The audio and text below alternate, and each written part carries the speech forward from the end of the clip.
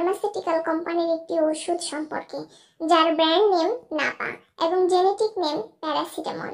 এটি 500 mgর একটি ট্যাবলেট। হরহামেশাই আমাদের প্রত্যেকের ঘরে নাপা ট্যাবলেট প্রয়োজন হয়ে থাকে। নাপার কাজ কি, এর পার্শ্ব প্রতিক্রিয়া এবং সেবন বিধি সম্পর্কে আজকে বিস্তারিত আলোচনা করব।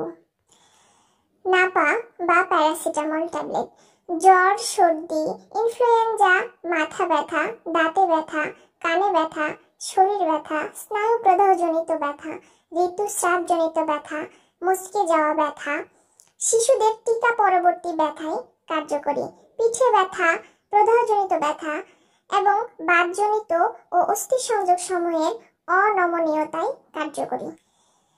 নাপা ট্যাবলেটের মাত্রা ও সেবন বিধি। প্রাপ্তবয়স্ক 1 থেকে 2টি ট্যাবলেট 4 থেকে 6 ঘন্টা পর পর দিনে সর্বোচ্চ 8টি ট্যাবলেট খেতে পারবেন। শিশুদের ক্ষেত্রে 6 থেকে 12 বছর বয়সী আধা থেকে 1টি দিনে 3 থেকে 4 বার খেতে পারবে। নাপা বা প্যারাসিটামলের পার্শ্ব প্রতিক্রিয়া।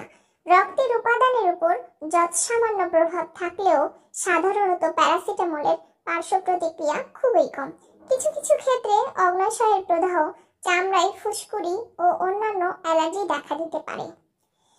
গর্ভাবস্থায় ও স্তন্যদানকালে মানব গর্ভাবস্থায় এপিডেমিওলজিক্যাল গবেষণায় প্রস্তাবিত মাত্রায় প্যারাসিটামল ব্যবহার করার কারণে কোনো খারাপ প্রভাব দেখা যায়নি, তবে রোগীদের উচিত তাদের ডাক্তারের পরামর্শ মেনে চলা। প্যারাসিটামল বুকের দুধে নির্গত হয়, কিন্তু চিকিৎসাগতভাবে উল্লেখযোগ্য পরিমাণে নয়।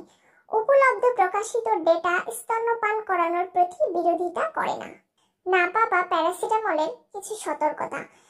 গুরুতর কিডনি ও গুরুতর হেপাটিক বৈকল্যযুক্ত রোগীদের প্যারাসিটামল ব্যবহারে যত্ন নেওয়ার পরামর্শ দেওয়া হয়। যারা নন সিরোটিক অ্যালকোহলযুক্ত লিভার রোগে আক্রান্ত, তাদের ওভারডোজের ঝুঁকি বেশি। নির্ধারিত মাত্রা অতিক্রম করা যাবে না। রোগীদের একই সাথে অন্যান্য প্যারাসিটামল যুক্ত পণ্য বর্জন করা উচিত। প্যারাসিটামল বা নাপা শুধুমাত্র সেই রোগীর দ্বারা ব্যবহার করা উচিত যার জন্য এটি নির্ধারিত হয়।